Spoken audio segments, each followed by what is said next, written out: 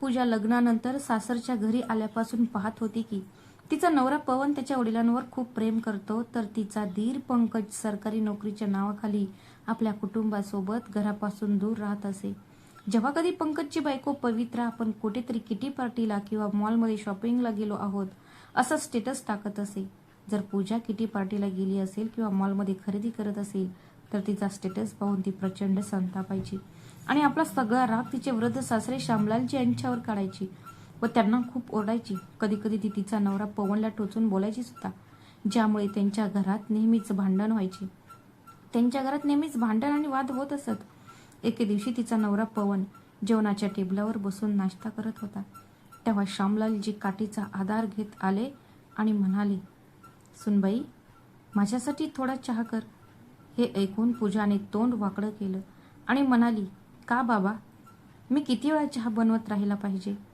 मी सकाळी चहा बनवला होता. मी तेच काम पुन्हा पुन्हा करत राहायला पाहिजे? मी सुद्धा एक माणूस आहे, बटन दाबल्यावर सुरू होणारी मशीन नाही. आता नाश्त्याची वेळ झाली आहे. तुम्हाला नाश्ता करायचा असेल करा, नाहीतर तुमच्या बिछाण्यावर जाऊन आराम करा. तुम्हाला उशिरापर्यंत झोपायला कोणी सांगितले? तुमच्यासारख्या म्हाताऱ्या माणसांची नाही रात्री उशिरापर्यंत झोपायचे. तुमच्यासारखे वृद्ध लोक सकाळी लवकर उठून देवाचे नाव घेतात, पण तुम्ही मात्र एखाद्या आळशी माणसासारखे नुसते पडून राहता. तुम्हाला देवाची प्रार्थना करायला सुद्धा काय अडचण आहे हेच मला कळत नाही. नाहीतर तुम्ही तुमच्या वयाचे लोक जिथे राहतात तिथेच राहायला हवे होते. त्यांना पाहून काहीतरी शिकावं म्हणून एका चहाच्या कपासाठी सुनेने इतक्या गोष्टी सांगितल्या की श्यामलालजींना विश्वासच बसला नाही आणि पवनलाही विश्वास बसत नव्हता की त्याची पत्नी त्याच्या वडिलांना त्याच्यासमोर इतके कठोर शब्द बोलेल. मग तो म्हणाला, पूजा, जर तुला बाबांसाठी चहा बनवायचा नसेल तर एकदाच नकार दे. मला इतक्या गोष्टी सांगायची काय गरज आहे? असे म्हणत त्याने आपला नाश्ता अर्धवट सोडला आणि उठून वडिलांसाठी चहा बनवला. हे पाहून पूजाला प्रचंड राग आला आणि ती म्हणाली की आपलं संपूर्ण आयुष्य उद्ध्वस्त होईल त्यांची सेवा करताना आणि जबाबदारी पार पाडताना. त्यांच्या थोरल्या मुलावर आणि सुनेवर जबाबदारीसारखं काहीच नसतं. तेवढ्यात पवन काही बोलण्याआधीच दाराची बेल वाजली. पवनने जाऊन दार उघडलं. वकील साहेब समोर उभे होते. त्यांच्या हातात एक लाल फाईल होती. श्यामलालजी हळू आवाजात म्हणाले, बाळा, मी त्याला बोलवलं आहे. मला मृत्यूपत्र बनवून घ्यायचं आहे. श्यामलालजींच्या या बोलण्याने घरात अचानक शांतता पसरली. मागे उभी असलेली पूजा थक्क झाली. मग वकील साहेबांनी कागदपत्रे बाहेर काढली आणि म्हणाले, बघा श्यामलालजी, तुम्ही सांगितल्याप्रमाणे मी कागदपत्रे तयार केली आहेत. मी कागदपत्रे आधीच तयार केली आहेत असे म्हणत वकील केवळ औपचारिकता म्हणून त्या कागदपत्रांवर लिहिलेले वाचू लागले. वकील मृत्यूपत्र वाचत असताना पूजाचा संताप वाढत होता. ती लगेच म्हणाली, बाबूजी, इतकी वर्षे आम्ही तुमची सेवा करत आलो आहोत. तुमच्या प्रत्येक गरजेची काळजी घेत आलो आहोत. तुमची सेवा करत आहे आणि तुमच्या प्रत्येक गरजेची काळजी घेत आहोत. पवन रात्रंदिवस घाम गाळतो आणि त्याच्या भावाने तुमची कधी चौकशी सुद्धा केली नाही. मग मालमत्तेची अशी विभागणी का? वास्तविक श्यामलालजींनी मृत्यूपत्रातील मालमत्तेची त्यांच्या 2 मुलांमध्ये समान विभागणी केली होती. श्यामलालने पूजाकडे अजिबात पाहिलेही नाही. पूजा अजिबात सहमत नव्हती. श्यामलालजींच्या थकलेल्या डोळ्यात संकोच आणि असह्यता दिसत होती. ते म्हणाले, सुनबाई, पंकज सुद्धा माझा मुलगाच आहे. मग मी दोघांमध्ये फरक कसा करू? पूजा 2 पावले पुढे आली. तिच्या चेहऱ्यावर किंचित उपहासात्मक हास्य होते. ती म्हणाली, 2 डोळे असूनही तुम्हाला दोन्ही मुलांमध्ये काही फरक दिसत नाही बाबा. मग पवनने पूजाचा हात दाबून हळूच म्हटले, पूजा, शांत राहा. बाबूजी योग्य तेच करत आहेत. पूजाच्या चेहऱ्यावर जणू वादळच येणार आहे असे भाव होते. पण आणखी काहीही न बोलता ती स्वयंपाकघरात निघून गेली. आता फक्त इच्छाशक्ती उरली होती. ती स्वयंपाकघरात गेली. आता तिथे फक्त मृत्यूपत्राच्या कागदपत्रांचा आवाज ऐकू येत होता. थोड्या वेळाने वकील निघून गेले. श्यामलालजी सुद्धा आराम करण्यासाठी त्यांच्या खोलीत गेले. संध्याकाळी जेव्हा ते बाहेर आले तेव्हा घरात शांतता होती. फक्त अधूनमधून त्यांच्या खोकल्याचा आवाज येत होता. त्यांनी दरवाजाकडे पाहिले आणि पूजा पण अशी हाक मारली. त्याने तिच्याकडे पाहिले आणि पूजा सुनबाई अशी हाक मारली, पण काहीच प्रतिसाद आला नाही. ती कदाचित स्वयंपाकघरातील कामात व्यस्त असेल. म्हणून श्यामलालजींनी थोड्या मोठ्या आवाजात आपला मुलगा पवनला हाक मारली. वडिलांचा आवाज ऐकताच पवन खोलीतून बाहेर आला. काय झाले बाबा? बाळा, श्यामलालजी त्यांच्या मानेवरून हात फिरवत म्हणाले. बाळा, मला खूप खोकला येतोय. थोडा चहा मिळाला तर खोकल्यापासून थोडा आराम मिळेल. मी आत्ताच घेऊन येतो. असे म्हणून पवन स्वयंपाकघरात गेला. पूजाला तिच्या कामात व्यस्त पाहून पवन काहीही न बोलता स्वतःच चहा बनवू लागला. चहा बनवताना पवनला त्याच्या लहान बालपणीच्या दिवसांची आठवण झाली. लहानपणी जेव्हा बाबूजी मातीच्या चुलीवर चहा आणि पराठे बनवायचे तेव्हा पवन आणि त्याचा भाऊ पंकज दोघेही तिथे बसून पराठे तयार होण्याची वाट पाहत असत. पंकज पटकन ते खाऊन उरलेला चहा पिऊन खेळायला बाहेर जायचा. पण पवन मात्र नेहमी त्याच्या बाबूजींसोबत असायचा. पण पवन नेहमी वडिलांसोबत पराठे खायचा आणि चहा पिण्याचा हट्ट धरायचा. त्याला वडिलांमध्येच संपूर्ण जग दिसायचे. तो लहान असतानाच त्याच्या आईचे निधन झाले आणि तेव्हापासून आजपर्यंत तो वडिलांसोबतच राहिला. पण आत्ता काळ बदलला होता. श्यामलालजींचा ज्येष्ठ मुलगा तो मुंबईत राहत होता आणि तिथे सरकारी नोकरी करत होता. पण पवन गावात वडिलांसोबत राहत असे.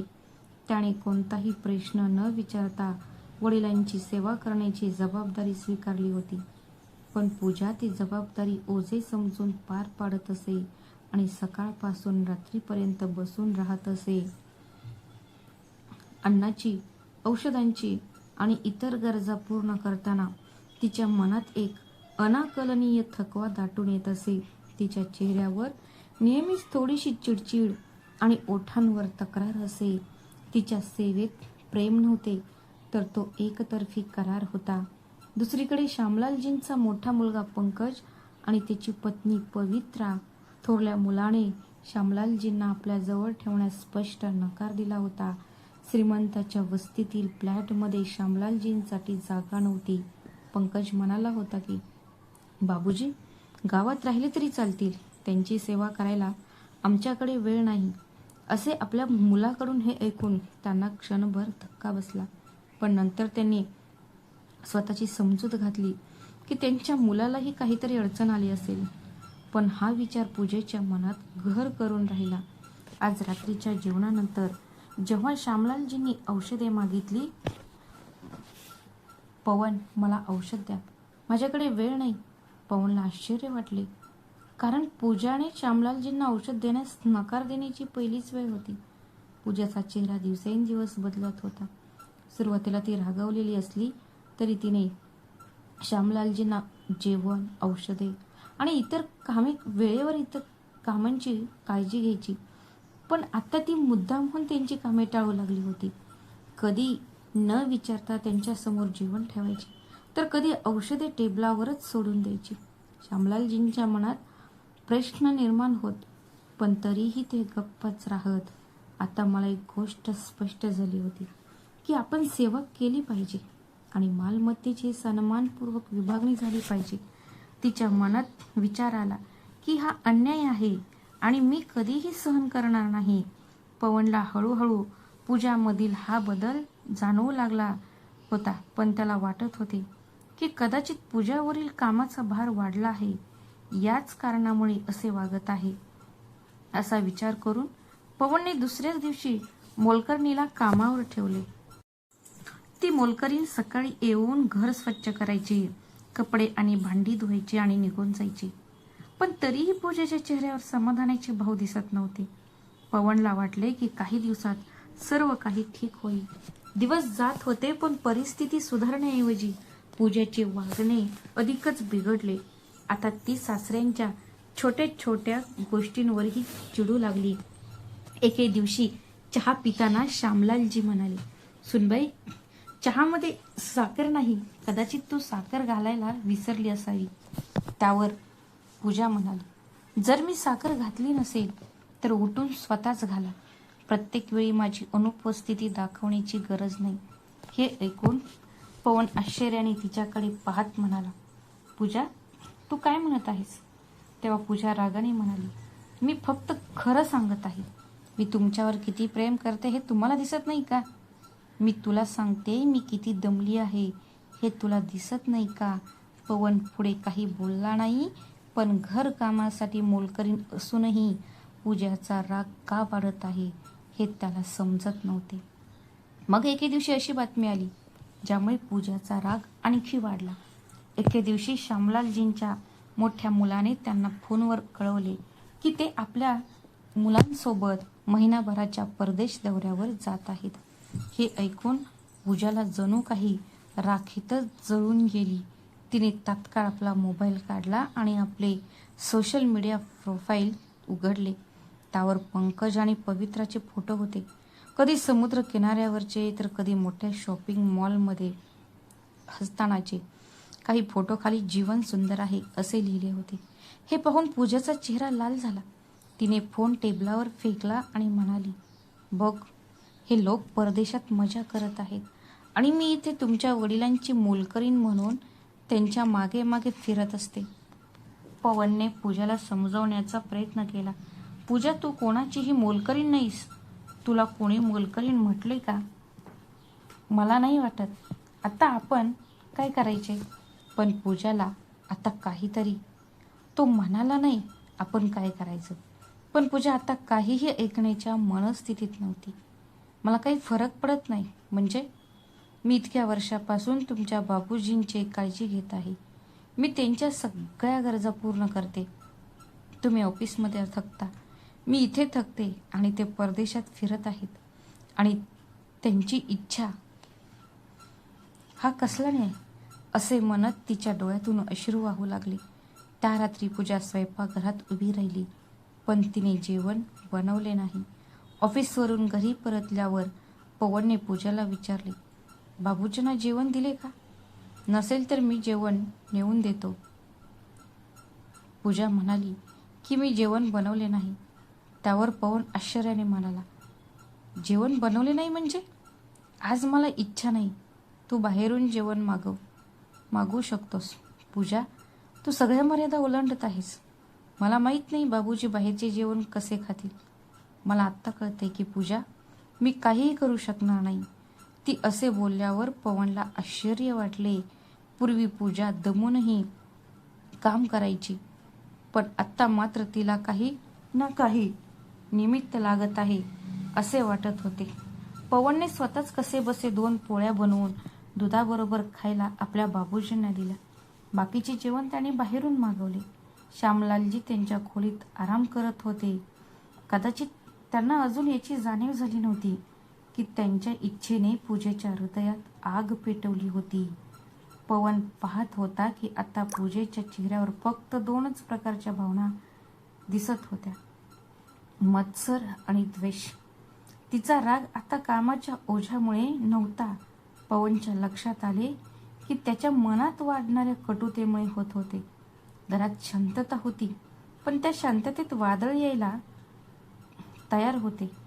आता जेव्हा श्यामलालजी काही खायला मागायचे तेव्हा पूजा कान टवकारून बसायची. जेव्हा ते आपल्या नातवाला हाक मारायचे तेव्हा पूजा आपल्या मुलाला त्यांच्या जवळही जाऊ देत नसे. कधी कधी ती त्यांच्या जवळ जायला नकार द्यायची. कधी कधी मोलकरीणला श्यामलालजींची दया यायची आणि ती स्वयंपाकघरातून फळे चोरून त्यांना द्यायची. पण जेव्हा पूजाने तिला असे करताना पाहिले तेव्हा तिने तिला धमकी दिली की जर तिने पुन्हा असे करण्याचा प्रयत्न केला तर ती तिच्याकडून तुला बाहेर हाकलून देईन. त्यानंतर मोलकरीणही आपल्या कामात लक्ष घालू लागली. दुसऱ्या दिवशी दुपारी श्यामलालजींनी त्यांच्या खोलीतून हाक मारली, मुली, तुझ्याकडे खायला काही असेल तर दे. पूजा रागाने स्वयंपाकघरातून बाहेर आली आणि म्हणाली, जेवायची वेळ झाली आहे का? मी तुला 10 वाजता दूध दिलं होतं. मग आता काही हवंय? मी भाजी आणि पोळ्या बनवल्या होत्या, त्या संपल्या आहेत. जेवण्याशिवाय तुला दुसरं कोणतंही काम नाही. हे घर आहे, हॉटेल नाही, जे तुझ्यासाठी 24 तास उघडं राहील. आता शांतपणे आराम कर. तुम्हाला जे काही खायला मिळेल ते संध्याकाळीच मिळेल. श्यामलालजी काही बोलण्याआधीच पूजा तिच्या खोलीत गेली. त्या दिवशी पवन ऑफिसमधून लवकर घरी आला होता. दाराबाहेर उभे राहून त्याने पूजाचे सर्व बोलणे ऐकले होते. तो आत येईपर्यंत पूजा तिच्या खोलीत गेली होती. पवनचा विचार बदलला होता. पूजा तिच्या खोलीत गेली होती. पवनला खूप राग आला होता. तो पूजेच्या खोलीकडे गेला, जिथे पूजा आरामात बसून जणू काही झालंच नाही अशा आविर्भावात फोनकडे बघत होती. तेव्हा पवन रागाने म्हणाला, पूजा, बाबूजींशी बोलण्याची ही काय पद्धत आहे? ते आजारी आहेत आणि तू त्यांच्याशी अशी बोलत आहेस? पूजाने फोन बाजूला ठेवला. तू बोलतेस का? पूजाने फोन बाजूला ठेवला आणि म्हणाली, मी अजून काय करू? मी रात्रंदिवस त्यांच्या सेवेत उभी राहू का? ते आदेश देत राहणार आणि मी ते पूर्ण करत राहणार. दर 2 तासांनी त्यांना काही ना काही लागतं. मी तुम्हाला विचारते की मला थोडी विश्रांती मिळू की नाही? मी माणूस नाही का? पवनचा राग आणखीनच वाढला. तुला लाज वाटत नाही का? बाबूजींनी नेहमीच आमची काळजी घेतली आहे आणि आत्ता जेव्हा त्यांची काळजी घेण्याची वेळ आली आहे तेव्हा तू त्यांच्याशी अशी वागत आहेस. पूजालाही खूप राग आला होता आणि तीही रागाने म्हणाली, ही तुमची जबाबदारी असेल, पण माझं लग्न होऊन मी या घरात आल्यापासून ते माझ्यावर ओझं बनत चाललं आहे आणि त्यात भर म्हणजे मी मृत्यूपत्रात पंकजला समान वाटा दिला आहे. ते परदेशातून फिरून मजा करत आहेत आणि मला हेवा वाटावा म्हणून रोज सोशल मीडियावर 100 ते 50 फोटो पोस्ट करत आहेत.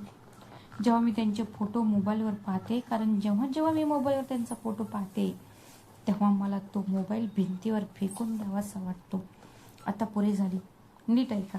आता एकतर बाबूजी या घरात राहतील किंवा मी राहीन. खोलीत शांतता पसरली. पवन स्तब्ध उभा होता. पूजाचे हे शब्द त्याच्या काळजात खंजिरासारखे घुसले होते. त्याला काहीतरी बोलायचे होते, पण शब्द घशातच अडकले. या वादाचा प्रतिध्वनी घरात पसरला. कोणीही रात्रीचे जेवण केले नाही. श्यामलालजी आपल्या खोलीत शांतपणे पडून होते. कदाचित त्यांनी सर्व काही ऐकले असावे. दुसऱ्या दिवशी सकाळी नाश्त्यानंतर श्यामलालजींनी पवनला आपल्याकडे बोलावले आणि थरथरत्या आवाजात म्हणाले, बाळा, तुमच्या दोघांमध्ये भांडण लावणे मला योग्य वाटत नाही, म्हणून मी वृद्धाश्रमात जात आहे. श्यामलालजींचे हे बोलणे ऐकून पवनला धक्काच बसला. तो म्हणाला, बाबूजी, तुम्ही काय म्हणत आहात? मी असे कधीही होऊ देणार नाही. पण श्यामलालजी म्हणाले, नाही बाळा, मी ठरवलं आहे की इथे राहून मला घरातली भांडण वाढवायची नाहीत. मी माझ्या सुनेवर ओझं बनू शकत नाही. तू मला वृद्धाश्रमात सोडून परत ये. पवन थरथरत्या आवाजात म्हणाला, ठीक आहे बाबा, तुमचं असं म्हणणं असेल तर मी पंकजशी बोलून बघतो की तो परदेशातून परत यायला तयार आहे का? तो परदेशातून परत आल्यावर तुम्हाला काही दिवसांसाठी त्यांच्या घरी घेऊन जाईल का, हे मी बघतो. नाही बाळा, माझ्यामुळे दुसऱ्या कोणाला त्रास व्हावा असं मला वाटत नाही. डोळ्यातील अश्रू लपवत श्यामलालजी म्हणाले. पवन हताशपणे उभा होता, पण श्यामलालजींच्या चेहऱ्यावर स्मित हास्य होते. एक विचित्र शांतता पसरली. मग मागे उभी राहून त्यांचे संभाषण ऐकत असलेली पूजा हळू आवाजात म्हणाली, पवन, बाबूजी बरोबर बोलत आहेत. तुम्ही त्यांना वृद्धाश्रमात ठेवावे, यातच सर्वांचे हित आहे. पवनने आपल्या पत्नीकडे पाहिले. तिच्या डोळ्यात एक चमक होती. अजिबात थकवा किंवा वेदना नव्हती. फक्त एक कठोरपणा होता आणि हृदयात प्रचंड उत्साह होता. पवनचे मन जड झाले होते. एका बाजूला त्याचे आई वडील होते, ज्यांनी त्याला वाढवले आणि एक चांगले आयुष्य दिले होते. दुसऱ्या बाजूला त्याची पत्नी होती, जिच्या सोबत त्याने आपले आयुष्य व्यतीत केले होते.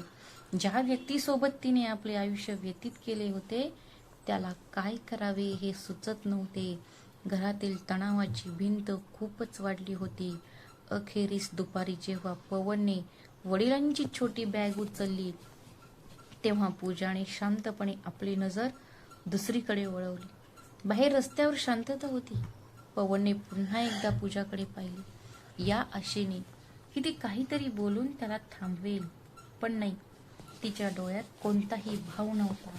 तिच्यासाठी हा एका ओझ्यातून मुक्त झाल्याचा क्षण होता. श्यामलालजी शांतपणे उभे होते. त्यांच्या चेहऱ्यावर कोणतीही तक्रार नव्हती, द्वेष नव्हता, फक्त एक पोकळी होती. जेव्हा ते वृद्धाश्रमात जाण्यासाठी गाडीत बसले तेव्हा श्यामलालजी किंचित हसून म्हणाले, काळजी करू नकोस बाळा, प्रत्येकाला आपलं आयुष्य आपल्या इच्छेनुसार जगण्याचा हक्क आहे. माझी काही तक्रार नाही. पवन काहीच बोलू शकला नाही. थोड्या वेळाने गाडी वृद्धाश्रमाच्या गेट जवळ पोहोचताच पवनचा धीर सुटू लागला. त्याने गाडी थांबवली आणि थोडा वेळ तिथेच बसून राहिला. तेव्हा श्यामलालजी म्हणाले, चल बाळा, उशीर करू नकोस. पवनच्या डोळ्यात पाणी आले, पण त्याने ते बाहेर येऊ दिली नाही.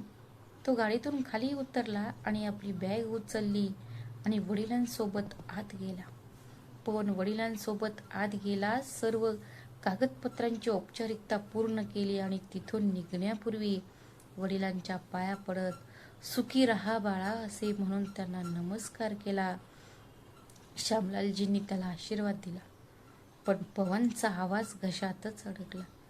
तो काहीच बोलू शकला नाही. तो लगेच मागे फिरला आणि तिथून बाहेर पडून आपल्या गाडीत बसला. त्याने सीटवर डोके टेकवले आणि तो मोठ्याने रडू लागला. खूप वेळाने त्याने गाडी सुरू केली. जेव्हा तो घरी पोहोचला तेव्हा पूजा दारात उभी होती. तिच्या चेहऱ्यावर हलकासा आनंद दिसत होता. तिने अगदी हळू आवाजात विचारले, पण पवनने तिला उत्तर दिले नाही. तो सरळ आपल्या खोलीत गेला आणि छताकडे पाहत पलंगावर आडवा झाला. त्याच्या मनात एक प्रकारची अस्वस्थता होती. दुसरा दिवस रविवार होता. पूजा आज फार लवकर उठली नव्हती. ही सकाळ तिच्यासाठी खूप आनंददायी होती, कारण प्रत्येक रविवारप्रमाणे तो दिवस आनंददायी होता. कारण दर रविवारप्रमाणे तिला सासऱ्यांसाठी पटकन चहा बनवून देण्याची गरज नव्हती. आज घरात खोकल्याचा आवाज नव्हता. आज पूजाला एका वेगळ्याच प्रकारचा आनंद होत होता. दरम्यान पवन रात्रभर तळमळत होता. सकाळी उठल्यावर तो कोणाला काहीही न सांगता गुपचूप घरातून बाहेर निघून गेला. असे म्हणून तो गुपचूप घरातून बाहेर पडला आणि बराच वेळ रस्त्याच्या कडेला उभा राहिला, पण त्याचे मन खूप जड झाले होते. त्याने विचार केला, मित्राच्या घरी का जाऊ नये. सुनील त्याचा बालपणीचा मित्र होता, ज्याच्यासोबत तो आपले सर्व सुख दुःख वाटून घ्यायचा आणि आपले मन हलके करायचा. पण जेव्हा पवन त्याच्या घराच्या दारापाशी पोहोचला तेव्हा आतून मोठा आवाज येत होता. त्या आवाजांमुळे पवनचे पाय थांबले. तू फक्त माझ्या चुका पाहतोस. तुझे वडील कधीच चूक करू शकत नाहीस आणि सुनीलची पत्नी सुमन ही त्यांच्यावर ओरडू शकत नाही. आवाज बाहेर येत होता आणि मग सुनीलचा आवाज आला, सुमन, तू काय म्हणत आहेस. मी असं कधी म्हणाले. जाऊ दे, मला सगळं कळतंय. आता एकतर तू तुझ्या बाबूजींना गावात सोडून ये, नाहीतर मी माझ्या मुलांना घेऊन माहेरी जाईन आणि जर मी गेले तर पुन्हा कधीही परत येणार नाही. मग तुला आयुष्यभर तुझ्या वडिलांसोबत पडून राहावं लागेल. हे ऐकून सुनीलचा आवाज आणखी मोठा झाला.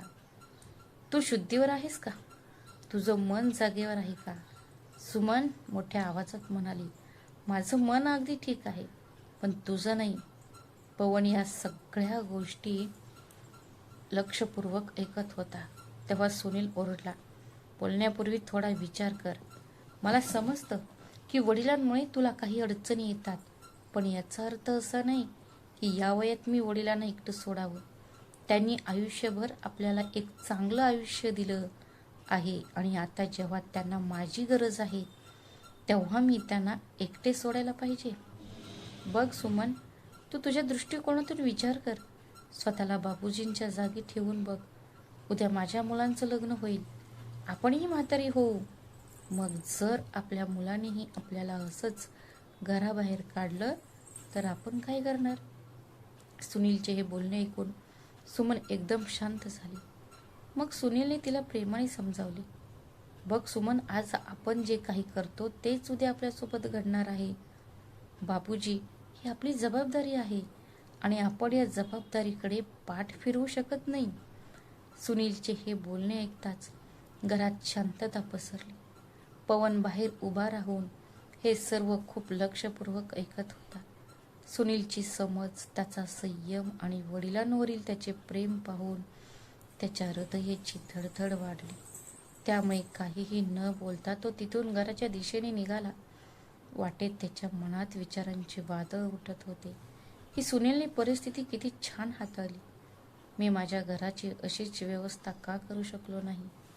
मी पूजाला शांतपणे समजावू शकलो नाही?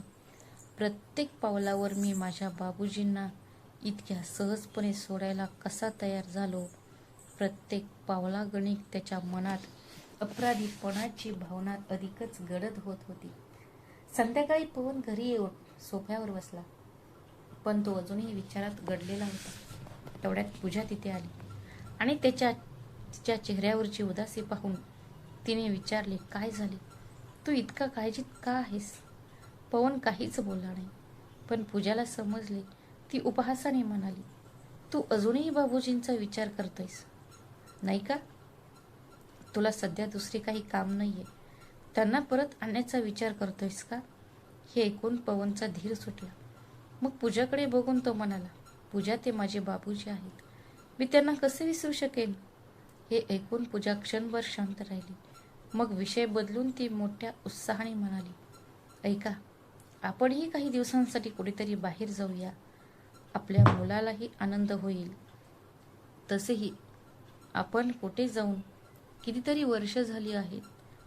तुझ्या वडिलांमुळेच आम्ही कुठेही बाहेर जाऊ शकत नव्हतो. आम्हाला नेहमी त्यांची औषधं, त्यांच्या गरजा, त्यांची काळजी या सगळ्यांची जबाबदारी घ्यावी लागायची. पण आता मला मोकळ्या मनाने आयुष्य जगण्याची संधी मिळाली आहे. हे ऐकून पवन पूजाकडे रागाने पाहू लागला आणि मग त्याने एक दीर्घ श्वास घेतला. न बोलता तो उठून आपल्या खोलीकडे जाऊ लागला. तेव्हा पूजा म्हणाली, अरे, तू सकाळपासून काही खाल्लं नाहीस? कृपया जेव, मला भूक नाही, असे म्हणून पवन आत गेला. दुसऱ्या दिवशी संध्याकाळी जेव्हा पवन ऑफिसमधून घरी आला तेव्हा त्याच्या हातात घटस्फोटाची कागदपत्रे होती. हे पाहून पूजा अचानक रडू लागली. तिने लगेच तिच्या आईवडिलांना फोन केला आणि म्हणाली, दादा, कुठे आहात तुम्ही? लगेच माझ्याकडे या. तिचा भाऊ रोहनने आश्चर्याने विचारले, काय झाले? सर्व ठीक आहे ना? का रडत आहेस? दादा, तुम्ही लवकर या, त्यानंतरच मी तुम्हाला सांगेन. ठीक आहे, मी येतो. सुमारे अर्ध्या तासात जेव्हा पूजाचा भाऊ रोहन घरी पोहोचला तेव्हा त्याने पाहिले की पवन सुद्धा तिथे बसला होता आणि पूजा जोर जोरात रडत होती. तिचा 5 वर्षांचा मुलगा सुद्धा तिच्या मांडीवर बसून रडत होता. काय झालं भाऊजी? काय झालं? रोहनने पवनला विचारले, पण पवन काहीच बोलला नाही. म्हणून पूजाने तिचे अश्रू पुसले. ती म्हणाली, बघ दादा, घटस्फोटाची कागदपत्र तयार केली आहेत आणि मला त्यांना घटस्फोट द्यायचा आहे. हे ऐकून रोहनला आश्चर्य वाटले. क्षणभर त्याला वाटले की पूजा मस्करी करत आहे, पण तिच्या डोळ्यातील अश्रू खोटे असू शकत नव्हते. तो हळूच पवनकडे गेला आणि त्याच्या खांद्यावर हात ठेवला. तो म्हणाला, भाऊजी, काही अडचण होती तर आपण एकत्र बसून त्यावर बोलायला हवं होतं, पण घटस्फोटासारखा मोठा निर्णय एकाच दमात घेणं योग्य आहे का? हे ऐकून पवनचा धीर सुटला. त्याच्या डोळ्यातून अश्रू वाहू लागले. त्याने एक दीर्घ श्वास घेतला आणि रडत रडत म्हणाला, मी फक्त तुमच्या बहिणीमुळे माझ्या 70 वर्षांच्या वडिलांना वृद्धाश्रमात सोडून आलो. मी 4 वर्षांचा असताना माझी आई वारली. आम्हाला सावत्र मिळू नये म्हणून वडिलांनी दुसरे लग्न केले नाही. त्यांनी आम्हाला एकट्यानेच वाढवले आणि घरातील व बाहेरील दोन्ही जबाबदाऱ्या एकट्यानेच सांभाळल्या. मला आठवतंय, जेव्हा मी लहान असताना वडिलांचे बोट धरून चालायचो. त्यांची सोबत हीच माझी सुरक्षितता होती. आणि आज जेव्हा त्यांना माझी सर्वात जास्त गरज होती तेव्हा मी त्यांना दूर लोटले. मला स्वतःचीच लाज वाटते. आता 3 दिवस झाले आहेत, पण वडिलांचा तो चेहरा माझ्या डोळ्यासमोरून कधीच दूर होत नाही. हे ऐकून रोहनने रागाने त्याची बहीण पूजाकडे पाहिले. पण आता पूजेच्या डोळ्यातही आपल्या चुकीची जाणीव दिसू लागली. भीतीने तिची बोटे थरथरू लागली. तेव्हा पवन पुन्हा म्हणाला की म्हणूनच मी घटस्फोट देण्याचा विचार केला होता. आता तू आनंदाने जग आणि आनंदाने फिर. बाबांच्या जबाबदारीचे ओझे तुझ्या डोक्यावरून आधीच उतरले आहे. आता मीही तुला माझ्या जबाबदारीतून मुक्त करत आहे. पण तू काळजी करू नकोस. माझी सगळी मालमत्ता तुझ्याकडेच राहील. मी सर्व काही सोडून माझ्या बाबूजींसोबत वृद्धाश्रमात राहीन, जेणेकरून निदान मला तरी मनशांती मिळेल. तुम्हाला कळेल की मी बाबूजींच्या शेवटच्या दिवसात त्यांच्या सोबत होतो आणि 2 मुलगे असूनही आज माझ्या बाबूजींना वृद्धाश्रमात राहावे लागत आहे. त्यामुळे उद्या मलाही माझ्या म्हातारपणी तिथे जावे लागेल. म्हणून मी आत्ता निघत आहे. तेव्हा पूजाचा भाऊ रोहन म्हणाला, पूजा, तुझ्याकडे बघत मलाही थोडी प्रेरणा मिळाली आहे. आता मी सुद्धा माझ्या बाबूजींना वृद्धाश्रमात ठेवणार आहे. हे ऐकून पूजाने आश्चर्याने रोहनकडे पाहिले. काय म्हणतेस दादा? मी खरं सांगतोय पूजा. आता तुझे बाबूजी सुद्धा म्हातारे होत चालले आहेत. त्यांना कधीही खोकला येतो, कधी कधी तापही येतो. हे मला जमणार नाही. त्यांना सारखं डॉक्टरकडे नेऊन उगाच खर्च करणं मला शक्य नाही. मी सुद्धा या सगळ्याला वैतागले आहे. आता तुमच्यासारखंच मी सुद्धा माझं आयुष्य सोपं आणि साधं करीन. हे ऐकून पूजा रडत म्हणाली, नाही दादा, असं करू नका. मला आणखी लाजिरवाणी करू नकोस, असे म्हणत ती मोठ्याने रडू लागली. का? जेव्हा तू तुझ्या सासऱ्यांसोबत असे वागलीस तेव्हा तू चुकीची नव्हतीस. जेव्हा तू त्यांना तुझ्याच घरातून हाकलून दिले तेव्हा तुझे हृदय द्रवले नाही का? त्यांच्या डोळ्यात पाहून तुझ्या हृदयाला दया आली नाही का? पूजा ती तिथेच जमिनीवर खाली बसली आणि म्हणाली, मला माफ कर दादा. माझ्याकडून खूप मोठी चूक झाली आहे. मी फक्त स्वतःचाच विचार केला, पण मी किती मोठे पाप करणार आहे हे माझ्या लक्षात आले नाही. मला माफ कर पवन. पूजा बोलण्यापेक्षा जास्त रडत होती. पवनने तिच्याकडे पाहिले आणि आता तिचा चेहरा पश्चातापाने भरलेला होता. तिच्या डोळ्यातून पश्चातापांचे अश्रू वाहत होते. मग रोहन म्हणाला, आता तुला माझी चूक कळली आहे. चला, आपण सगळे मिळून बाबूजींना वृद्धाश्रमातून घरी परत आणूया. पूजाने घड्याळाकडे पाहिले तर संध्याकाळचे 5 वाजले होते. चला भाऊजी, आपण लगेच वृद्धाश्रमात जाऊया. आता उशीर करून काही उपयोग नाही. थोड्या वेळाने ते सर्व वृद्धाश्रमाकडे निघाले. सुमारे तासाभराने जेव्हा ते तिथे पोहोचले तेव्हा पवनच्या काळजाचा थरकाप उडाला. कारण त्याच्या वडिलांना सामोरे जाण्याचे धैर्य नव्हते. पण तरीही कसा तरी आत गेलो तेव्हा वृद्धाश्रमाचे कर्मचारी पुढे आला. पवन म्हणाला, मी श्यामलालजींचा मुलगा आहे. माझे वडील कुठे आहेत हे तुम्ही मला सांगू शकाल का? तो कर्मचारी म्हणाला, हो, ते वरांड्यात बसले आहेत. जेव्हा मी तिथे पोहोचलो तेव्हा एक वृद्ध माणूस श्यामलालजींना म्हणत होता, श्यामलाल, मला मुलगा नव्हता म्हणून मला इथे यायला भाग पडले. पण तुम्हाला 2 मुलगी असूनही तुम्हाला वृद्धाश्रमात राहायला यावे लागले. असे कर, क्रूर मुलगा आणि सून असण्यापेक्षा मुलगा नसणेच बरे. हे ऐकून मागे उभ्या असलेल्या पूजाला खूप वाईट वाटले. आता तिच्या डोळ्यात अपराधीपणाची भावना होती. तेव्हा श्यामलालजी म्हणाले, नाही दादा, माझी सून तशी नाही. ती फक्त थोडी भोळी आहे, पण वाईट नाही. मला खात्री आहे की एक दिवस तिला तिची चूक नक्कीच कळेल आणि ती नक्कीच परत येईल. श्यामलालजींकडून हे ऐकून पूजाला आश्चर्य वाटले की तिचे सासरे अजूनही तिला दोष देत नव्हते. तिच्या डोळ्यातून अश्रू वाहू लागले. ती लगेच पुढे गेली आणि श्यामलालजींच्या पाया पडली व मोठ्याने रडू लागली, बाबूजी, कृपया मला माफ करा. माझ्याकडून खूप मोठी चूक झाली आहे. मी इतकी स्वार्थी होते. की माझ्या आनंदापुढे तुमचे दुःख मला दिसलेच नाही. कृपया मला माफ करा. पूजेच्या डोळ्यातून अश्रू वाहत होते. तेव्हा पवनलाही आपले अश्रू आवरता आले नाहीत. तोही वडिलांजवळ बसला आणि म्हणाला, बाबा, मी सुद्धा दोषी आहे. मी माझ्या पत्नीच्या आग्रहापुढे झुकलो आणि तुमचा अपमान केला.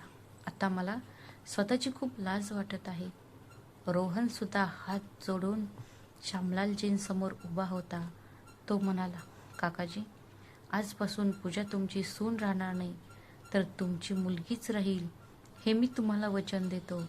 तेवढ्यात पूजा म्हणाली, बाबूजी, तुम्ही घरी यायला हवं. तुमच्याशिवाय घर अपूर्ण आहे. श्यामलालजींच्या डोळ्यात पाणी आले आणि त्यांनी आपल्या मुलाच्या डोक्यावरून हात फिरवला. त्याच्या डोळ्यात पाणी आले. त्यांनी आपल्या मुलाच्या आणि सुनेच्या डोक्यावर हात ठेवला आणि त्या दोघांना मिठी मारली. हे दृश्य पाहून तिथे उपस्थित असलेल्या सर्व वडीलधाऱ्यांच्या डोळ्यात पाणी आले. पण मग पवन वृद्धाश्रमाच्या व्यवस्थापकाला म्हणाला, साहेब, मला माझ्या वडिलांना पुन्हा घरी घेऊन जायचे आहे. तेव्हा व्यवस्थापक पवनकडे वळले. त्याने त्याच्याकडे पाहिले आणि हसून होकारार्थी मान डोलावून पवनला संमती दिली.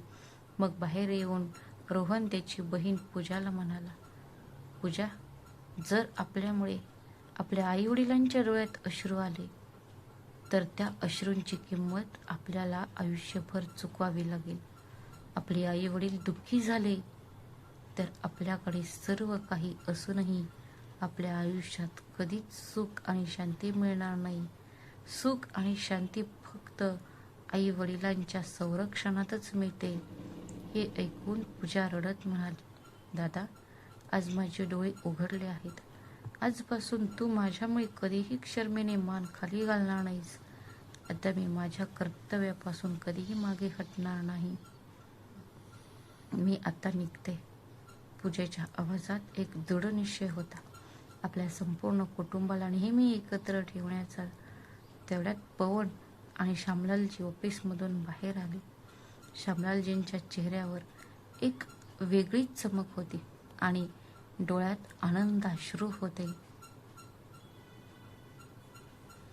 तर मित्रांनो, तुम्हाला ही कथा कशी वाटली? आवडली असेल तर कमेंट करायला विसरू नका. व्हिडिओला लाईक करा, शेअर करा आणि आमच्या चॅनलला सबस्क्राईब करायला विसरू नका. भेटूया अशाच आणखी एका नवीन कथेत. तोपर्यंत स्वतःची आणि तुमच्या प्रियजनांची काळजी घ्या. श्री स्वामी समर्थ. धन्यवाद.